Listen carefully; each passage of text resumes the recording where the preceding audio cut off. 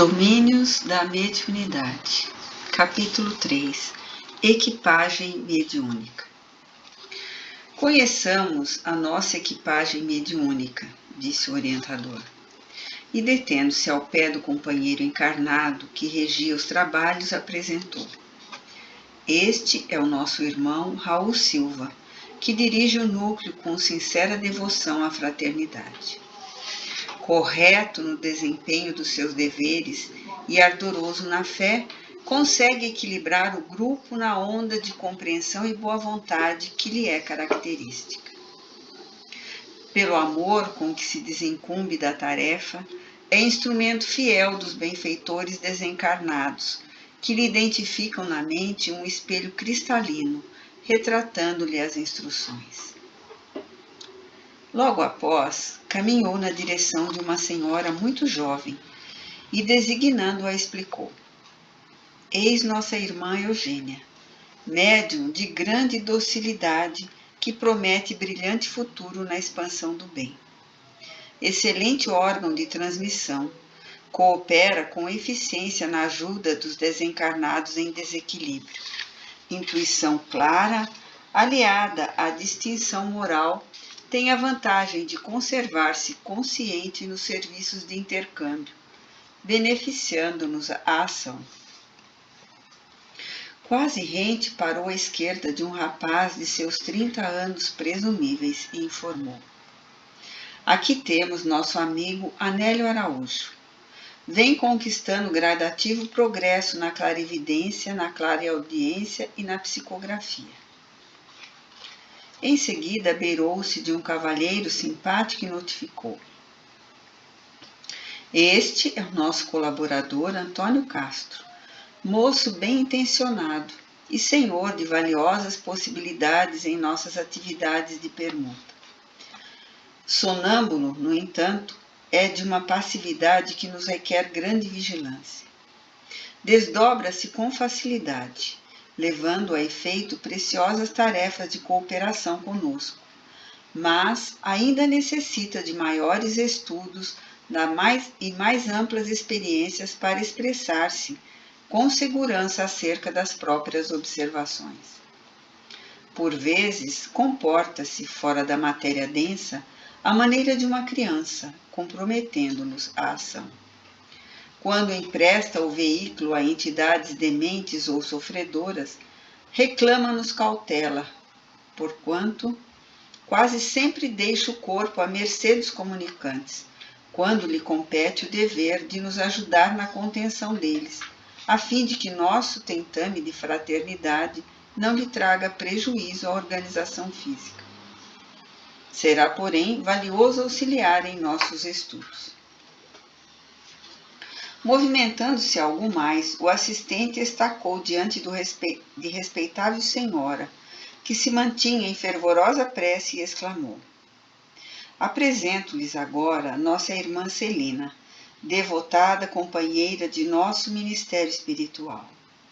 Já atravessou meio século de existência física, conquistando significativas vitórias em suas batalhas morais.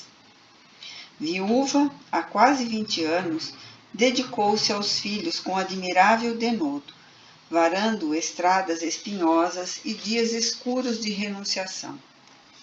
Suportou heroicamente o assédio de compactas legiões de ignorância e miséria que lhe rodeavam o esposo, com quem se consorciara em tarefa de sacrifício. Conheceu de perto a perseguição de gênios infernais, a que não se rendeu e, lutando por muitos anos para atender de modo irrepreensível às obrigações que o mundo lhe assinalava, acrisolou as faculdades medianímicas, aperfeiçoando-as nas chamas do sofrimento moral, como se aprimoram as peças de ferro sob a ação do fogo e da bigorna. Ela não é simples instrumento de fenômenos psíquicos. É abnegada servidora na construção de valores do espírito. A clarividência e a clareaudiência, a incorporação sonambúlica e o desdobramento da personalidade são estados em que ingressa, na mesma espontaneidade, com que respira, guardando noção de suas responsabilidades e representando por isso valiosa colaboradora de nossas realizações.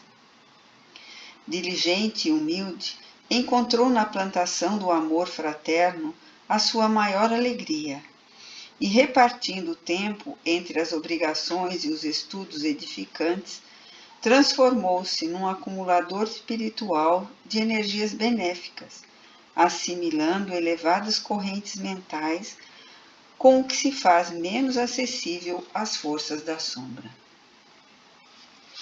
Realmente, ao lado da irmã sob nossa vista, fruímos deliciosa sensação de paz e conforto. Provavelmente, fascinado pela onda de alegria indefinível em que nos banhávamos, Hilário indagou: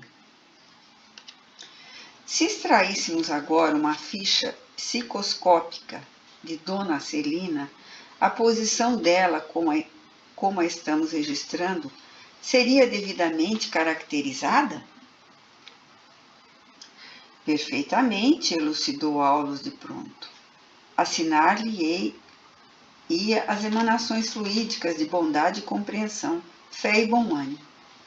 Assim como a ciência na Terra consegue catalogar os elementos químicos que entram na formação das formações de matéria densa, em nosso corpo de matéria rarefeita, é possível analisar o tipo de forças sutis que dimanam de cada ser.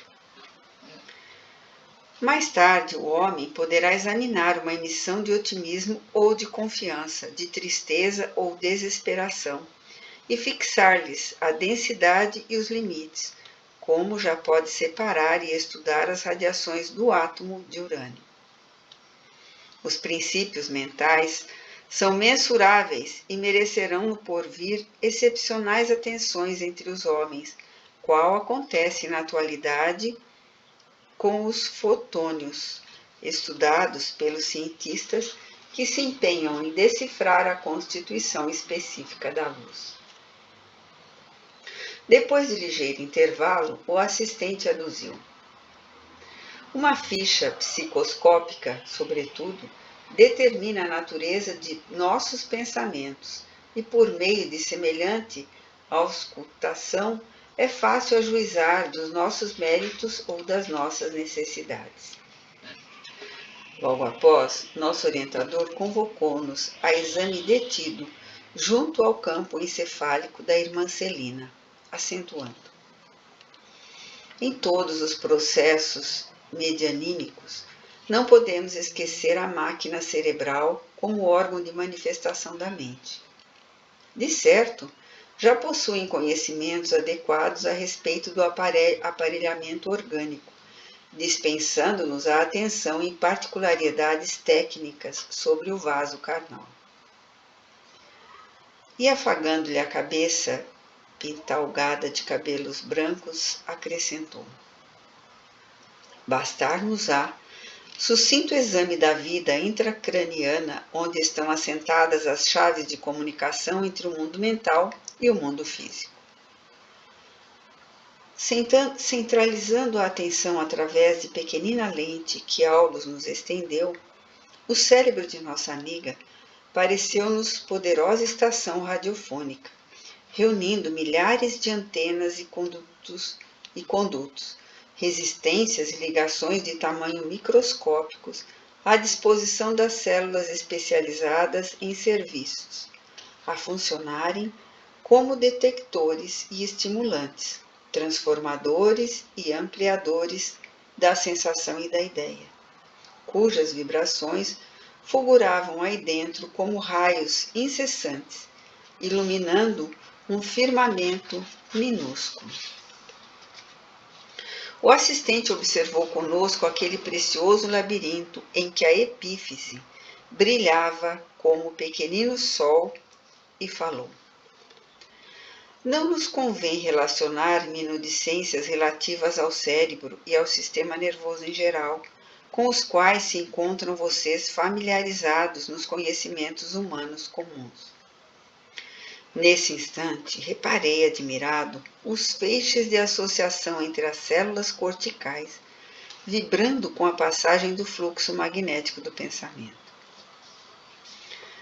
Recordemos, prosseguiu o instrutor, que o delicado aparelho encefálico reúne milhões de células que desempenham funções particulares, quais sejam as dos trabalhadores em fila hierárquica, na harmoniosa estrutura de um Estado. E, enumerando determinadas regiões, trecho a trecho daquele prodigioso reino pensante, declarou: não precisaremos alongar digressões. As experiências adquiridas pela alma constituem maravilhosas sínteses de percepção e sensibilidade na condição de espíritos libertos em que nos encontramos, mas especificam-se no equipamento de matéria densa como núcleos de controle das manifestações da individualidade perfeitamente analisáveis. É assim que a alma encarnada possui no cérebro físico os centros especiais que governam a cabeça, o rosto, os olhos, os ouvidos e os membros, em conjunto com os centros da fala, da linguagem, da visão, da audição, da memória, da escrita, do paladar, da deglutição, do tato, do olfato, do registro de calor e frio, da dor, do equilíbrio muscular, da comunhão com os valores internos da mente, da ligação com o mundo exterior, da imaginação, do gosto estético, dos variados estímulos artísticos e tantos outros, quantas sejam as aquisições de experiências entesouradas pelo ser, que conquista a própria individualidade, passo a passo, e esforço a esforço, enaltecendo-a pelo trabalho constante para a sublimação integral em face de todas as vias de progresso e aprimoramento que a Terra lhe possa oferecer. Breve pausa surgiu espontânea. E porque Hilário e eu não ousássemos interferir, o assistente continuou: não podemos realizar qualquer estudo de faculdades medianímicas sem o estudo da personalidade. Considero assim de extrema importância a apreciação dos centros cerebrais que apresentam bases de operação do pensamento e da vontade, que influem de modo compreensível em todos os fenômenos mediúnicos, desde a intuição pura à materialização objetiva. Esses recursos, que merecem a defesa e o auxílio das entidades sábias e benevolentes em suas tarefas de amor e sacrifício, juntos dos homens, quando os medianeiros se sustentam no ideal superior da bondade e do serviço ao próximo, em muitas ocasiões podem ser ocupados por entidades inferiores ou animalizadas em lastimáveis processos de obsessão. Mas, interpôs Hilário judicioso, diante de um campo cerebral tão iluminado quanto o de nossa irmã Celina, seria lícito aceitar a possibilidade de invasão dele por parte de inteligências menores envolvidas? Seria cabível semelhante retrocesso? Não podemos olvidar, considerou o assistente, que Celina se encontra encarnada numa prova de longo curso e que nos encargos de aprendiz ainda se encontra muito longe de terminar a lição. Meditou um momento e filosofou bem-humorado. Numa viagem de 100 léguas podem ocorrer muitas surpresas no derradeiro quilômetro do caminho. Logo após, colocando a destra paternal sobre a fronte da médium, prosseguiu: nossa irmã vem atravessando os seus testemunhos de boa vontade, fé viva, caridade e paciência. Tanto quanto nós, ainda não possui plena quitação com o passado. Somos vasta legião de combatentes em vias de vencer os inimigos que nos povoam a fortaleza íntima ou o mundo de nós mesmos, inimigos simbolizados em nossos velhos hábitos de convívio com a natureza inferior, a nos colocarem em sintonia com os habitantes das sombras, evidentemente perigosos ao nosso equilíbrio. Se nossa amiga Celina, quanto qualquer de nós, abandonar a disciplina a que somos constrangidos para manter a boa forma na recepção da luz, rendendo-se às sugestões da vaidade ou do desânimo, que costumamos fantasiar como direitos adquiridos ou injustificável desencanto, de certo sofrerá o assédio de elementos destrutivos que lhe perturbarão a nobre experiência atual de subida. Muitos médiuns se arrojam a prejuízos dessa ordem.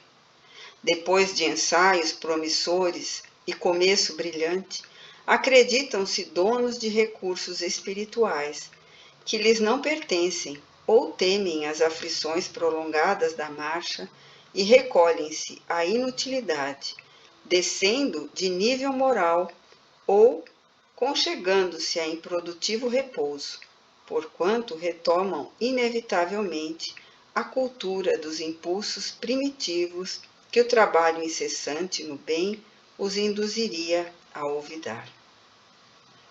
E sorrindo, ainda não chegamos à vitória suprema sobre nós mesmos. Achamo-nos na condição do solo terrestre, que não prescinde do arado protetor ou da enxada prestimosa a fim de produzir. Sem os instrumentos do trabalho e da luta, aperfeiçoando-nos as possibilidades, estaríamos permanentemente ameaçados pela erva daninha, que mais se alastra e se afirma tanto quanto melhor é a qualidade do trato de terra, em abandono. Fitando-nos de frente como a recordar o peso das responsabilidades de que nos investíamos, completou. Nossas realizações espirituais do presente são pequeninas réstias de claridade sobre as pirâmides de sombra do nosso passado. É imprescindível muita cautela com as sementeiras do bem para que a ventania do mal não as arrase. É por isso que a tarefa mediúnica, examinada como instrumentação para a obra das inteligências superiores, não é tão fácil de ser conduzida a bom termo, uma vez que, contra o canal ainda frágil que se oferece à passagem da luz, acometem as ondas pesadas de treva da ignorância, a se agitarem compactas ao nosso derredor. Calou-se o assistente. Dir-se-ia que ele também agora se ligava ao campo magnético dos amigos em silêncio para o trabalho da reunião prestes a começar.